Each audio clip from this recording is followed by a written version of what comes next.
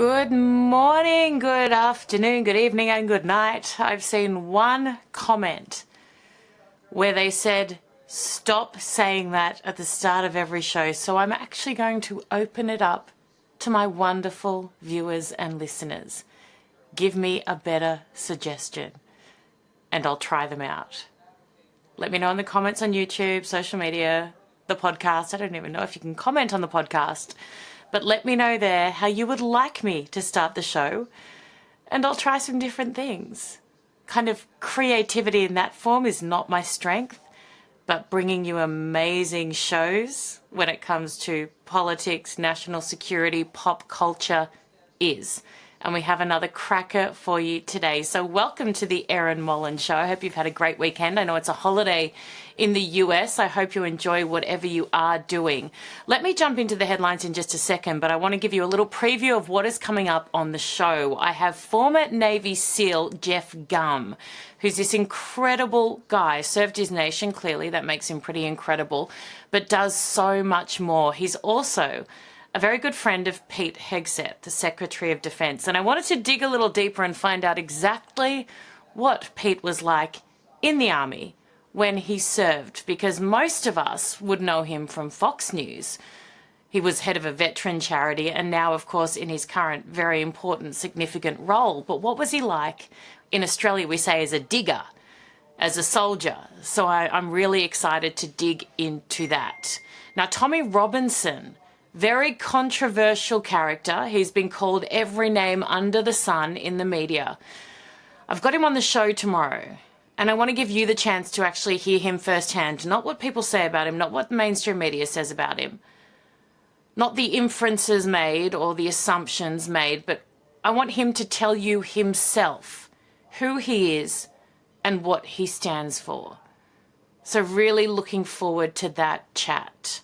Now, headlines, let us get you across the headlines. And former New York City Mayor Rudy Giuliani has been badly injured in a car accident. Now, he was hit after stopping to help a woman fleeing a domestic violence attack, his team says.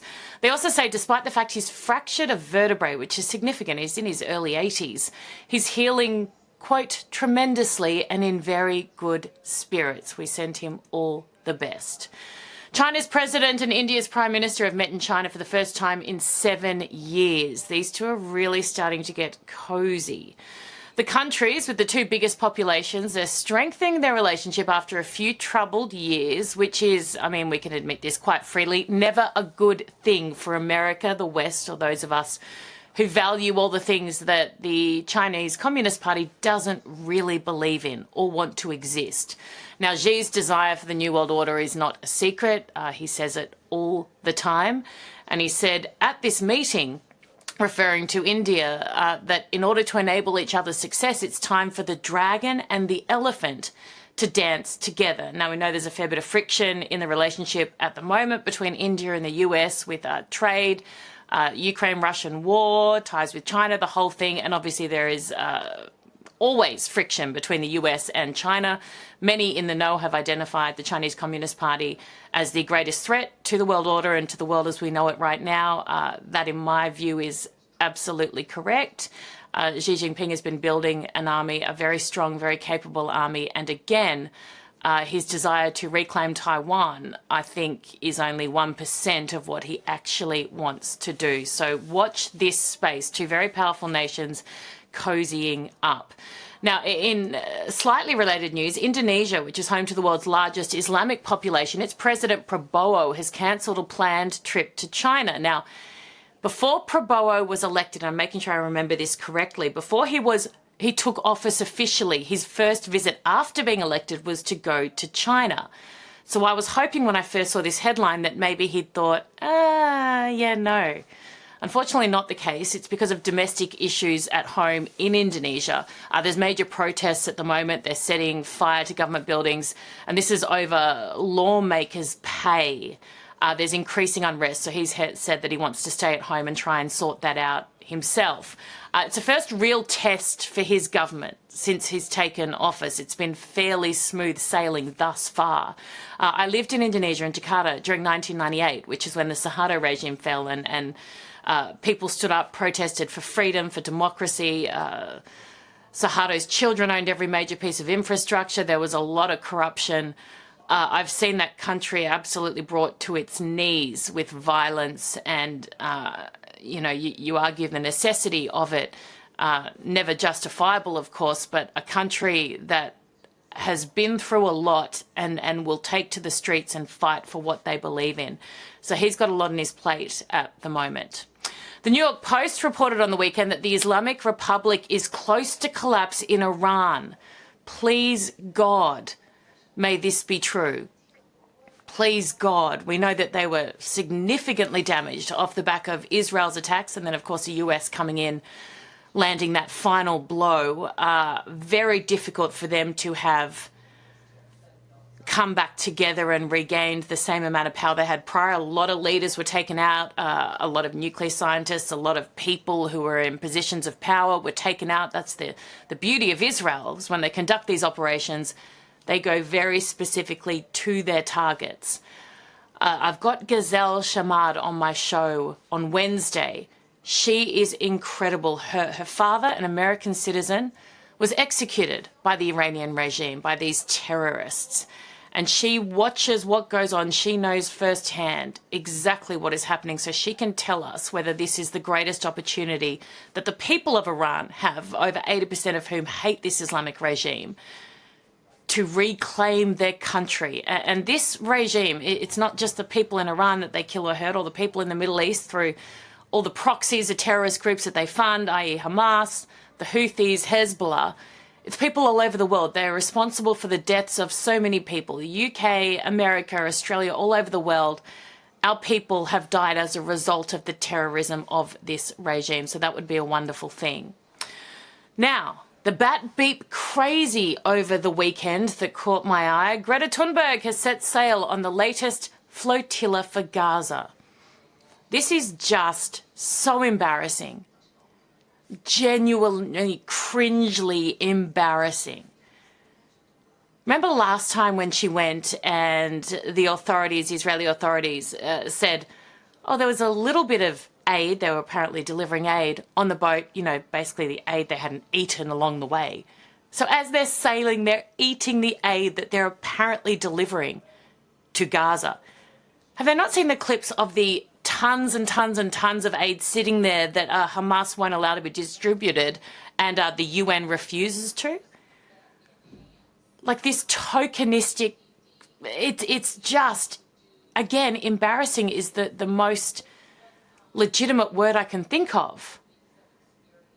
She's not brave or courageous. Last time she went, it's not like she's risking her life. The IDF gave her a sandwich and a commercial flight home.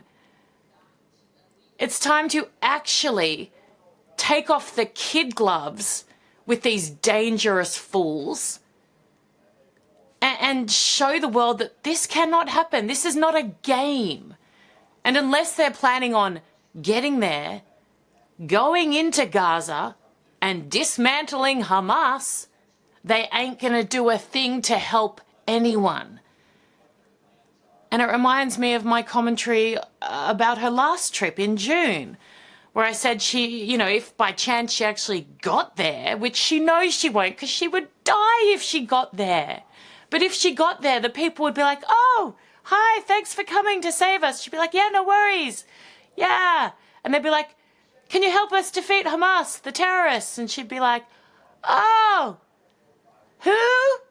And they'd be like, the terrorists, the real enemy of us, the ones who have brought all this pain and destruction and death upon our people. They're killing our kids. They're holding hostages. Help us, Greta. And she'd be like, oh, no, Israel, bad. And they'll be like, no, Israel's giving us food. And they're the only ones actually trying to destroy Hamas for us, which we need. And she'd be like,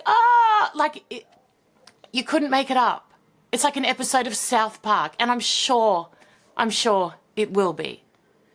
So enough soft touch response here. It is dangerous and pathetic. They are terrorist supporters and enablers. Now, at the US Open, a clip has gone viral of a bloke snatching a hat off a child. Now, he's apparently a Polish CEO.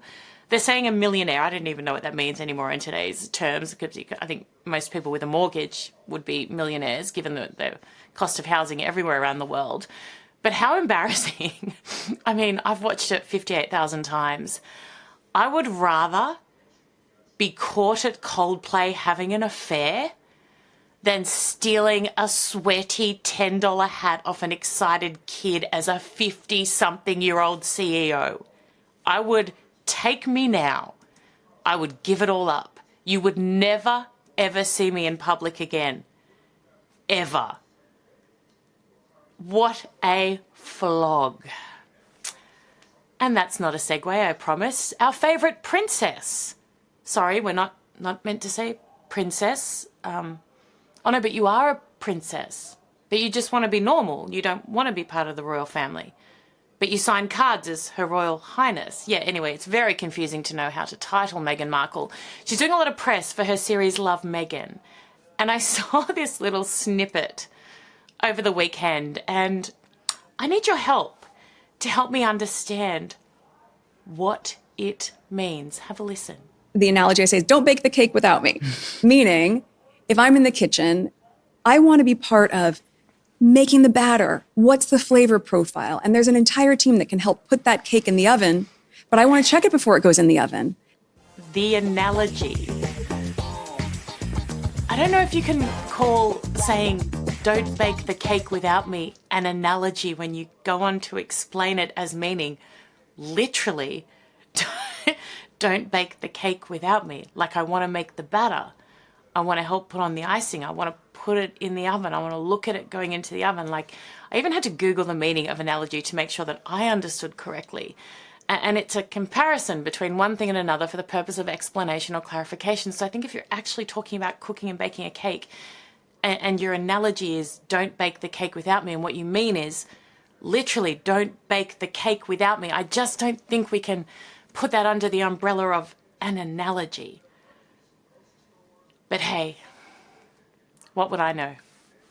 And bless her for the never-ending stream of content that is so perfect for my show.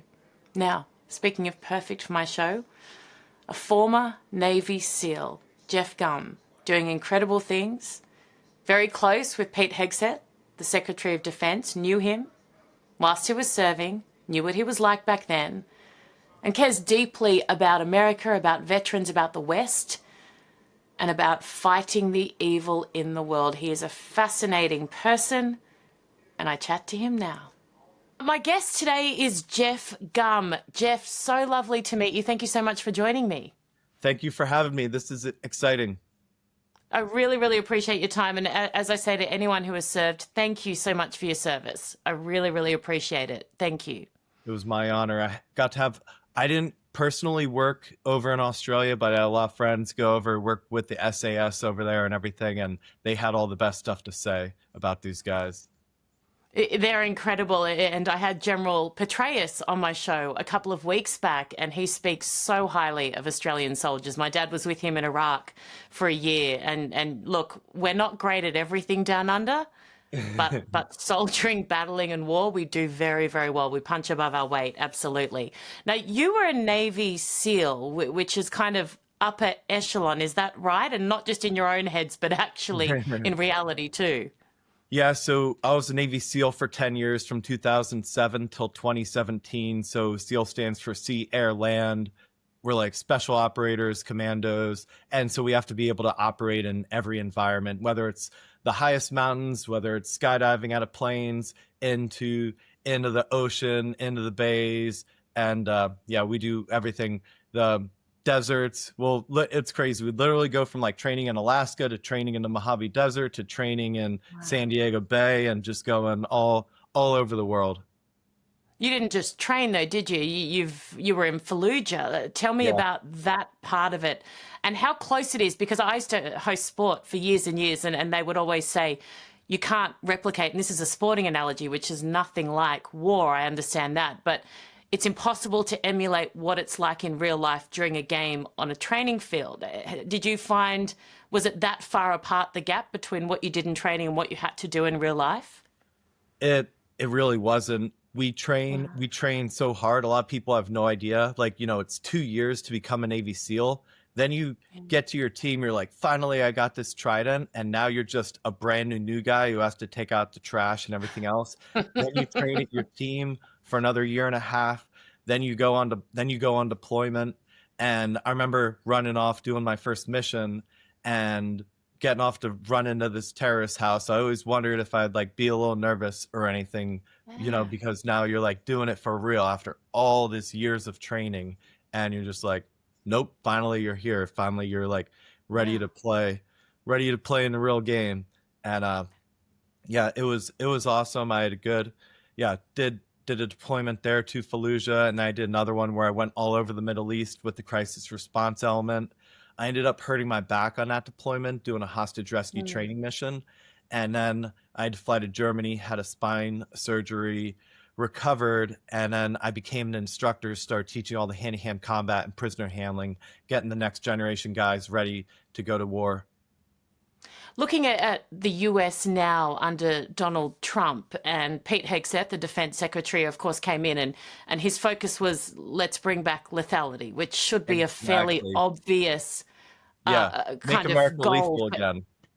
Absolutely. And people going, what a great idea. Who would have thought? Well, most normal, sane people would have thought, but the previous administration obviously weren't big fans of that. You clearly are a fan of the military focusing on that element, not solely, but almost. Yeah, I know Pete really well, and he was my swim buddy multiple times doing the Hudson SEAL swim.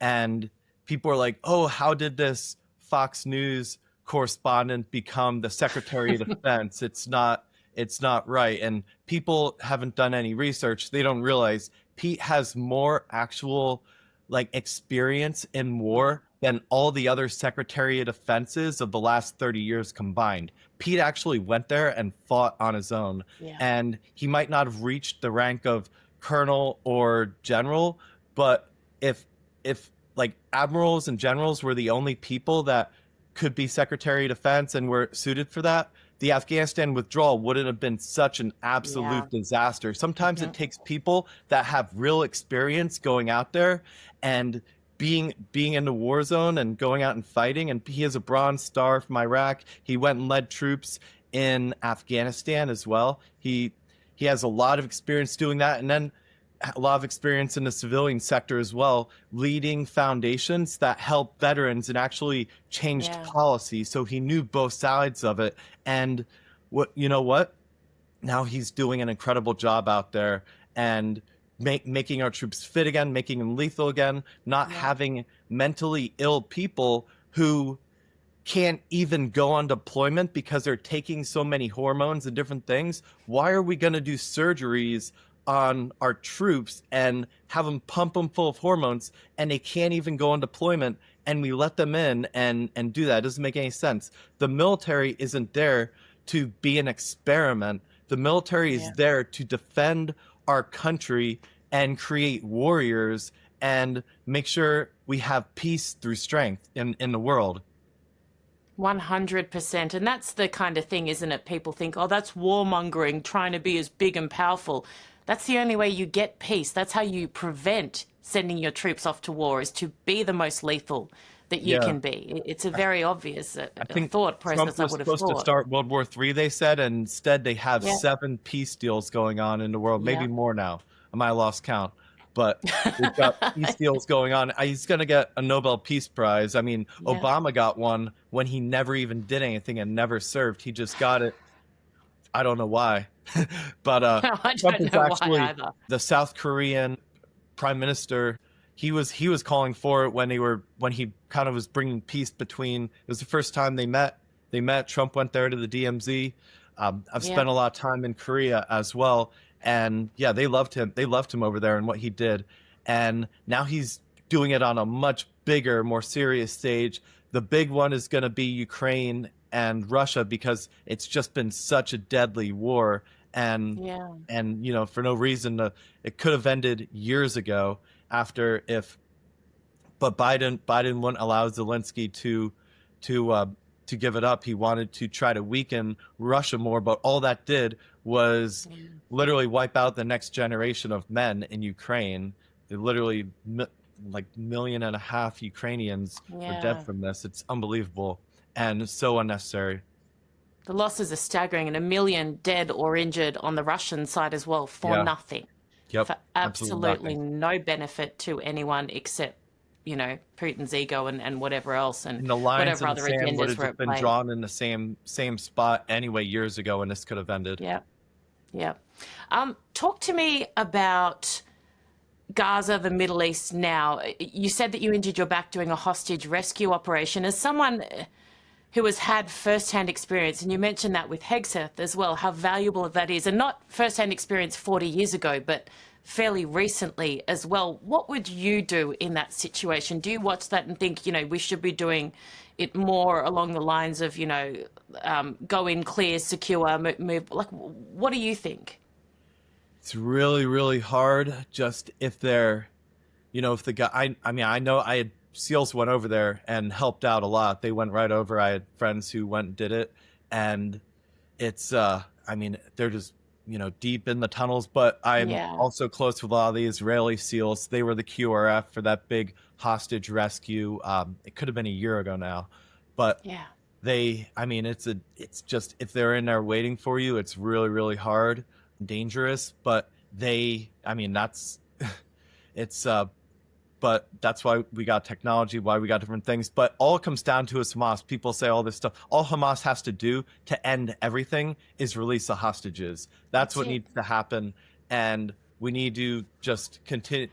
I am so impressed with Israel, the way they wiped out all the Iranian leaders, all Hamas, so many of the Hamas leadership. The Mossad is very impressive with their strategical strikes. And they do everything they can to not injure civilians there, but with it's just really hard when Hamas is just hiding behind civilians and hospitals and children and everything else, and sending rockets and everything out into Israel. And so it's just a really tough situation there, but all Hamas has to do is release it and there would be peace. That's where the world needs to apply pressure to Hamas, not to Israel, not feminist, useful idiots marching in the streets for terrorists.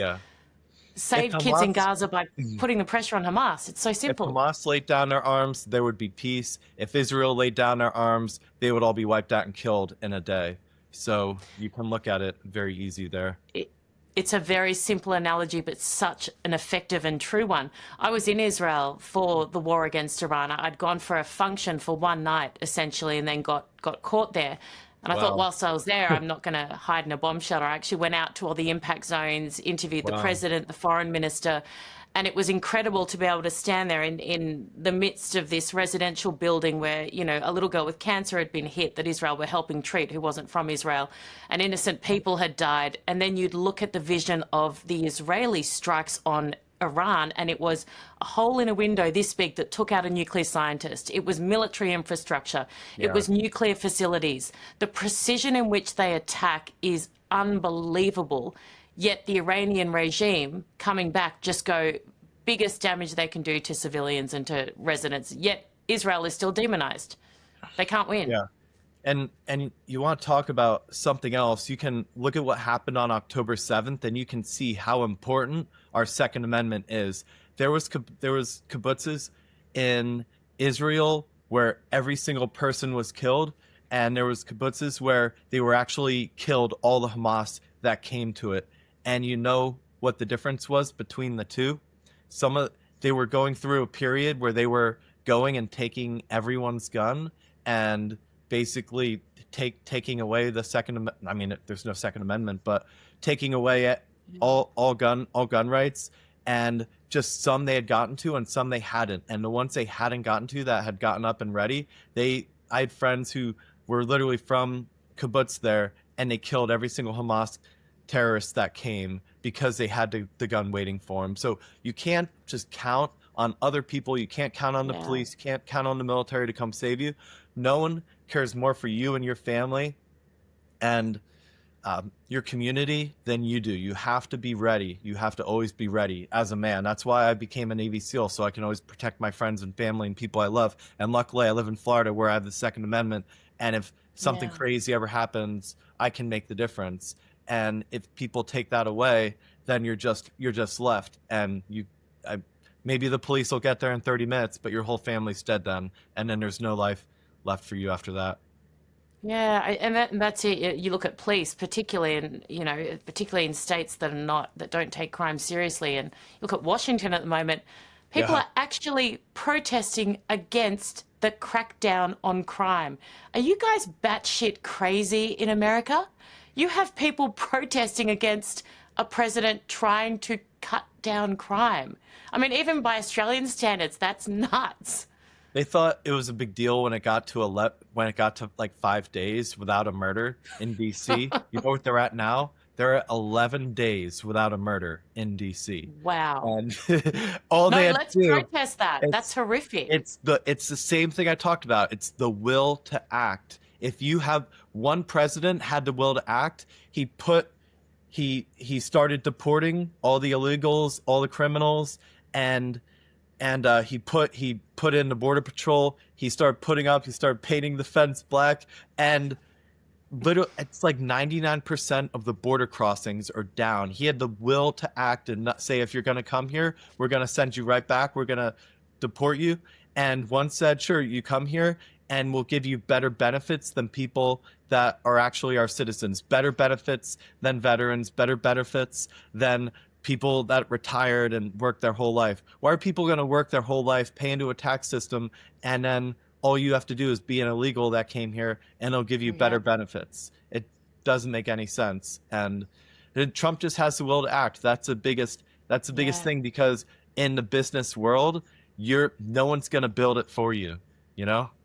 It's such a great point, the will to act. No, it's you look at even, the concept of peace through strength. It's not just the ability to defend yourself, but it's the willingness to use it, because so many people they might have the capability, but it takes balls to use it. And Trump, this sounds quite bizarre, has balls. Yeah.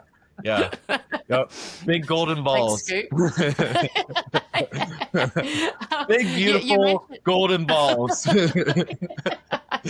mean, I don't know firsthand, and I shan't ever, and I'm very comfortable with that, but I'm going to take your word for it. You mentioned business. I'm fascinated by this transition, and I do a lot of work here with veterans organisations and groups in Australia. I'm, again, very passionate about the plight of anyone who's willing to give their life for my country, for our nation. So I care deeply about what happens to them when they leave. And we haven't done a good enough job of it. We're getting better as a country. I know you guys are exactly the same. There's a homelessness crisis. What do you do to support other people who have left the military? Because going from that rigid, structured environment into the real, well, I say the real world, your world was more real, but into an everyday non-military world is difficult. Yeah, so a lot of veterans can struggle when they leave the service, and there's two reasons for that. One, they lose their community, and the other one, they lose their mission. So if you're off protecting your country, trying to keep everyone safe, and all of a sudden you don't have that, it can be really tough. And same, if we have like the best brotherhood in the SEAL teams, all of a sudden if that's gone, you move back to your hometown, you don't have the community. The two of them together, isolation, can be a real killer. And so for me, I became very involved with different veteran groups. I'm a board member with the Adaptive Training Foundation. So we train amputee and spinal cord injury veterans, put them through a 9-week program, and then we take them on a ski trip in the winter, surf trip in the summer, take them out in the spring to Idaho, where they do, it's like adaptive mountain biking, adaptive fishing, all this awesome stuff. I just did the Hudson SEAL Swim, New York City SEAL Swim. I saw with Will Kane. Yeah, Will Kane. Yeah. Will's done it several years. Pete did it several years with me. I got to swim it with Pete. And Who that's what I who really, won that, by the way? Who was faster out of you two? out of me and Will. So it's not really a race. I'm not even sure who Oh, got there. I know Will is actually a really good swimmer because he played water polo at Pepperdine. So he's actually a wow. great swimmer. He could have beat me. And we do it at a barge next to the Statue of Liberty. That's for our nation's liberties. We do it at Ellis Island for our nation's diversities because that's where a lot of our ancestors came through.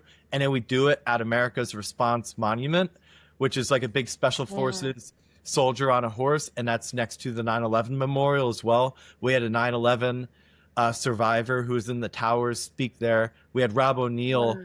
speak as well. So it was really cool at America's Response Monument. There's Rob O'Neill speaking. He was America's response. He went in there Yeah. and killed bin Laden after. And then to have him speaking side by side with a survivor was really came full Oh, circle wow. and gave Actually, I've a just lot put of that together now. The closure. fact that they were together, that would have been. I've Yeah. had Rob on the show as well. He's an incredible. Oh, The way he's he tells awesome. the story is amazing. Yeah. What were Yeah. they wearing? Which sounds like a strange question, but you will now make it known as to why it's not that strange What were for the swim. Oh, so my first company after, well, actually I made it while I was still an active SEAL in the last year. Everybody wore my swimwear line. It's called Sunga Life. I made it after going to Brazil with the Gracie family who created Brazilian Jiu-Jitsu and the UFC. Wow. And I just kind of loved the Brazilian style swimwear. So I brought it back to the US, made it patriotic and all about freedom, and then started making other athleisure to go with it. So we wore, if you know what silkies are, they're kind of like the short shorts that people in the Oh, Navy yeah. and Marines, the Army calls them Ranger panties. They're just like short physical training shorts. And so we wore that. It's kind of like, it's the Navy SEAL Lululemon basically. And we wore that. And so everybody's looking good. It's just a fun way to, kind of stay involved with the community. Yeah. And yeah, and actually, being in Florida, I'd done a bunch of dives at the Great Barrier Reef and fell in love with coral. And then I became a scientific master diver with the Forest Blue Team. Of course And you did. we're saving the coral reef in Florida. We literally go down and we'll cement like over 1,000 pieces of staghorn coral to the ocean floor, and we do it like during the Super Bowls. So literally we'll I build a saw whole with football NFL field. veterans. Yeah, NFL They do it. veterans like Randy Yeah. Couture was my swim buddy one time. Kayla Harrison Wow. from the UFC. Yeah, Miami Dolphins players, and then we'll have like University of Miami scientists, Florida Aquarium, Frost Center for Science, all kinds of scientists come together with special operators and athletes and different people, and we just do these kind of great missions together and create documentaries of the work too, so everyone can, because we don't want to just do the work, we want to inspire the next generation to Absolutely. get involved as well. Before I let you go, I saw something on your Instagram that, here, I've got it right here. 5 life tips from a former Navy SEAL. Can you give us a couple of your top life tips? Because you seem like an incredibly well-rounded, decent, driven person. What's the key? Thank you. So I'd say one of the biggest ones is learn when it's time to persevere and learn when it's time to pivot. So when I was going through SEAL training, I got really sick. I got viral gastroenteritis. There was sewage coming from the Tijuana River. It goes in, and then the current brings it up. We do like surf torture and all this stuff in the water. A lot of people get sick. This is another thing where Secretary Zeldin of the EPA, Trump, and Pete Hegseth are putting pressure on Mexico. This has been an issue since the 60s. I got really sick, threw up for days nonstop, couldn't even drink water. I was only taking IVs. I still went into Hell Week. Yeah. I got rhabdomyolysis. My muscles broke down so much, my blood became toxic with muscle waste. It had never been diagnosed ever before because everyone quits when they get it. I get performance dropped because I had become so weak. An hour from Wednesday, I'm the last person to not make it through my buds class. And I refused to accept it. I called all the SEALs I knew and people I had trained with. They all called in, vouched for me. I got back into training, went to the next class, still had rhabdo, went from never passing a single evolution. I went from never failing a single evolution to not being able to pass a single evolution. And until I came in last place by like 6 minutes on a run that should have been something easy for me. That I'm like, I need to go medical. They took my blood, came back toxic, started all the way over again, just crushed everything the whole way through. Ty Woods, the hero of Benghazi, was my instructor through this. And so that was like an example. All right, I know when it's time to persevere here. Then, I had accomplished most of my goals as a SEAL. I'd been a sniper, breacher, multiple deployments, taught the hand-to-hand combat. I had injured my back, had a spine injury and surgery. I had surgeries before, and they heal pretty well, but the back was just never the same for me. And I had an ankle surgery, a shoulder surgery. I'm like, all right, did 10 years here. I don't want to be like disabled when I'm older. I want a high quality life. So I'm like, all right, time to a pivot here. And I love the word pivot rather than you're not quitting, you're not walking. It's pivoting. Pivoting into like a next grade. I'd had goals to go into business and be successful there as well. And I had accomplished almost everything. And if I would have tried to persevere and stay in the SEAL teams, I could have ended up paralyzed or something worse. So I pivoted, went into business, did my MBA at UCLA, and just attacked business the same way I attacked the SEAL teams. And so that was probably the biggest one there, just knowing when to pivot, when to persevere. And I think, and it's not quitting either, and you're taking everything that you know from one thing. It's just you went up, you climbed a mountain, and you go down and you climb a bigger mountain next. But now you have all this experience from the first mountain that you did. I love that. That is brilliant. Jeff, thank you so much for making time for us and for sharing your story. I really appreciate it. Absolutely. Thank you so much for having me. It was awesome. I don't get to do too much with Australia these days, but I love it. I did 2 amazing trips there, climbing the highest mountain, Kosciuszko, with my friend Kyle, who was born without arms and legs. And then I took him to the Great Barrier Reef, swam him around there. I literally just held his scuba tank while we dove the Great Barrier Reef on 10 scuba dives. So I got to see how beautiful Australia is. And yeah, it's great too. I actually played Australian rules football too. Stop it. Yeah, I played ruck and center mid there. There was an Australian rules league where I was from, and a friend of mine played in it, and I was like, hey, that looks, I did all the sports in high school, but it got to I was like, I don't want to do track again. I'm a good runner, but gets a little boring. Australian rules football looks like it'd be really fun. And because I played soccer, and it was like the catching and tackling of football, the kicking and endurance of soccer, the fast break of basketball. So I just picked it up super, super quick. They wanted me to go over to Australia and play on the under 21 US team. But I was like, I'm going to college. You know what? It's never too late. It's never too late to pursue that dream. Too late for my back. It's too late for my back. They call it aerial ping pong. Does that resonate? Oh, yeah? Oh, that's awesome. I loved it. It was so fun. I don't know if I've ever been as sore as because I was 18 playing, and I was playing against 25 and 30-year-old men. And I remember playing a double header, and ruck is this position where people, I mean, you know what it is, of course, but for Americans, it's almost like a tip-off in basketball. Yeah, but exactly. They start 10 or 15 feet out, and they just run into each other and jump in the air and smash in the middle and hit the ball. And I was 6'1", maybe 175 pounds, and everybody I went against was 6'5" and 230. Yeah.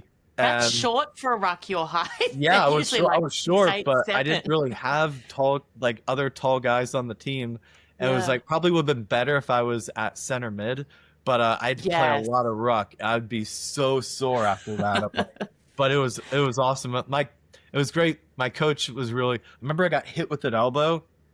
Blood was just all over my face. Oh. And I just kept playing, and I took a gauze thing and shoved it up my nose. And my coach was like, "You can be on my team anytime." I'm like, "All right." There's always this battle in Australia between the AFL, Aussie rules, and rugby league, NRL, and which is our national sport, which one's tougher. And I'm just thinking the AFL could use a little bit of your response then. A Navy SEAL saying, "I've never been so sore," after an AFL game. And I mean, that they win the toughness if a Navy Yeah. SEAL has never been so sore. I mean, maybe, yeah. You know, everything's relative, and at that When time, you were 18, I you'd was never been 18. so I sore. was 18. I remember because I did a double header, like back to back, being an 18-year-old playing against like 25 and 30-year-olds Yeah. for like 4 hours playing, and I remember going home but yeah, probably, you know, I You're mean. walking it back now. That doesn't help them. I mean, you can think of what I went through with the rhabdo and Hell Week and everything Yeah. like that. But that's almost just on a different level that doesn't get compared, I guess. Completely. But Thank you so much again, and we'll have you on soon. Really appreciate it. thank you so much for having me, Erin. Great talking to you. Pleasure. There was a big marathon in Sydney over the weekend, and this was a really big deal. For a lot of reasons, it became a major, which is how they describe it. But there was a bloke in a Batman costume running who caught my eye. A really decent fellow running a marathon, that's a very long time, in a Batman costume, which is hot, to say the least, and not in the aesthetic sense, though you make up your own mind, but in the heat sense. And he's doing it for a very special reason. The Jewish fitness coach, Yoel, congratulations, first of all, on an incredible achievement. A marathon itself is insane. Thank you very much. It was a tough marathon. It's actually now a major marathon in Sydney, so it's a very historic day in Australia, and it's part of history. So I was very grateful to be part of history in Australia yesterday. It's hard enough to do a marathon in a singlet and shorts, I'd imagine, because I've never done one, as we were just discussing. You did it in a Batman costume. Why? Wow, it's a great question. So I ran the Sydney Marathon as Batman to run for a family that's close to my heart, the Bibas family. The Bibas family, Yarden's family were taken on 7th October, and they loved Batman. So you see a lot of footage of Ariel running with his Batman costume and photos of them wearing their Batman. And I thought this would be a very symbolic thing to share to the world, that we care, and to share awareness to Jews and non-Jews, and to show Yarden and his family that we will never forget their family. So the Batman really has become a symbol, and I plan to do many more over the next year, if hopefully my knees allow me to do them. You've met Yarden, haven't you? I'd imagine he'd be very, very grateful for what you're doing. Or you tell me, is he? He is. He's every marathon we have an exchange afterwards, but it's also not just him. It's his mother, it's his aunt are very grateful for everything I do. So I met him last month in Israel with a lovely few-hour conversation, and his mother, Ariel and Kafir's grandmother, gave me this little Batman pin. So I wear this for every marathon I wear, and it's a symbol. It's very special for me because this is more important than this. Because this is a real meaningful thing, and it gives me motivation and a mind. When I get tough, I think about that, and they've gone through so much. If they can get through so much, then I can get through a bit of pain for future gains. I was a sports reporter before I entered this world 2 or 3 years ago, and someone running in a full Batman costume for 2 babies, essentially kids who had been murdered, would be front page, would be on every commercial network. Media would be fighting to cover your story. Has media here in Australia that is not Jewish covered your story, asked you for an interview, reached out, shared what you were doing? Nothing. Not even just a few media. I love the community here has been great, the Jewish community, and there have been some great non-Jewish friends. But the media, nothing. And it's a shame because this is an opportunity to share awareness. But yeah, I'm very grateful for the Australian Jewish media. But unfortunately, it's been silent on the other side. That is so heartbreaking. You know, that there is nothing political or controversial about running to remember a baby and a toddler who was slaughtered. That is not something that the media should look at, because there's no chance they did not see you. There's no chance that they did not know you were there. There were cameras everywhere. It was all over social media. I had around 5,000 people taking photos of me. Literally, everyone was taking photos. Yeah. As I was asking, and I was able to share. So, unfortunately, I was the media, and I mean, I keep to my sports is where I'm good at, but I shouldn't be the person having to share their story when I do this. It should be like getting interviewed like this from non-Jewish papers, not me going around, or when people ask, I have to explain. Yeah. So hopefully they should be learning themselves because they've seen it on the media, but unfortunately that has been a bit of a silent. But it's never going to stop me for continuing this journey until more people know in the future. You're a hero. Just before I let you go, there are so many tragic cases out of October 7, and cases feels like such a hollow, non-personal word. Did you love Batman as a kid? What was it about this that hit you, that was deeply personal to you? I have two ginger brothers, and Oh, I love Batman growing up, and I always remember watching the trilogies with all my brothers during COVID and stuff. And I just think when I met Yarden, I actually saw a lot of similarities with me. When I spoke to his mother when he was getting coffee, he was mentioning how as a young person he was very kind, very caring, was very sweet. And I just thought, like, the mother relationship between him and his mother reminds me of me and my mother. And I know it's very different, and I keep that to myself, but I just see a lot of similarities. But with two ginger brothers, there's a lot of things, but also it was more just giving back. I'm in a position where I'm very grateful for a social media page, and my audience is quite international, so it's an opportunity to give back and create awareness. And hopefully, I know it's working, but there's a lot more to go. you're amazing. And my point about the media, I mean, we don't need them anymore. It would be lovely to have them, but you are reaching an insane number of people. And the beauty of the Batman costume is that people who are not invested, like the Jewish population, or like me, who's not Jewish, not Israeli, but lives and breathes this every day because I care so much, people will see it. It brings their attention to it. They want to know why. And you know what? Even if it's one by one, you are changing the world, my friend, and I'm so grateful to have had you on the show. Thank you for sharing, and more importantly, thank you for continuing to shine a light on the truth and what happened to not just these little babies, but to the people in Israel on October 7 and every victim of terrorism. Thank you very much for having me. And now to wrap up the show, it's time for fan mail. And for those just joining us, you're a fan if you watch, comment, engage, hate. The algorithm cannot tell. So thank you to all my fans, including Sean Spencer, who says, I hope you die a horrible death. How lovely. Thank you so much, Sean.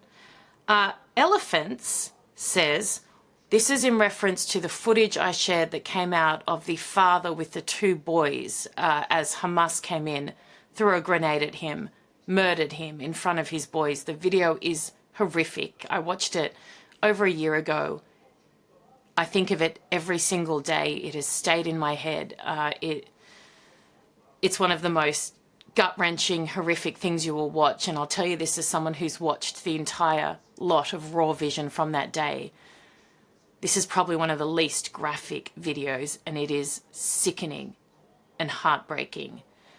The Israeli government has just decided, with permission of the mum and the husband, to release this video, which I have been calling for privately and lately more publicly. And I understand the delicacies. I understand families who don't want this vision to be out there when it is your loved ones. I can't even imagine, but I just feel like this stuff needs to be seen. And even the video that I posted, it's had 1.5 million views on Instagram, and people are commenting on it that would never weigh into this space. People in Australia who are semi-public figures who have not gotten involved in any other way.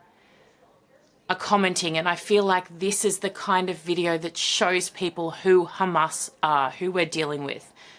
An elephant says, why has this footage been held back for 2 years and the rest of the atrocities? Show it all now. People only see the other casualties, the Palestinian casualties, he says. And it's true. And I agree, again, acknowledging how hard this must be for anyone who has lost a loved one to have this horrific video out into the world. But anyone who can be okay with it, it's so powerful. People must see. I mean, what is already out there should be enough. Believe you me, it should be enough. But unfortunately, it's not. Who is this? Hounds and Jackal says, having gone to the Nova exhibition in Toronto and talking with some of the survivors, they urge us to keep talking about it, not to apologise, but to help get the facts across to those who are not aware of it, and give up trying to convince those who are radically opposed to listening. So no apologising, but explaining to those who still don't have a skull full of mush what the facts are is important. And this is off the back of the video I did last week where I said I'm sick to death of apologising and explaining. No more apologising, no more explaining. And let me be very clear. When I say that, what I'm referring to is the stuff that is so utterly ridiculous, that is so not true, that is just a lie, a propaganda lie. My take is that you almost give it legitimacy when you constantly try and defend it and say, no, there's not a genocide. That's utterly ridiculous. The population's gone up. And this expert, based on this actual calculation of facts, shows that it is absolutely not, blah, blah, blah. I'm sick to death of that. And I think, you actually reach a point where you go, even, those who are sympathetic to the other side acknowledge it's not true. So when nutcases are going on with this same lie, that's what I'm referring to. Talking about what happened, never stop. Absolutely, you are so right, never stop. Arosh Pereira says, one mistake Israel is still making. They keep many videos like this. This is back to the video of the Hamas attack on the dad and two boys. Without publishing, please publish all videos. We want to see this brutality with our own eyes, and I think you're absolutely correct.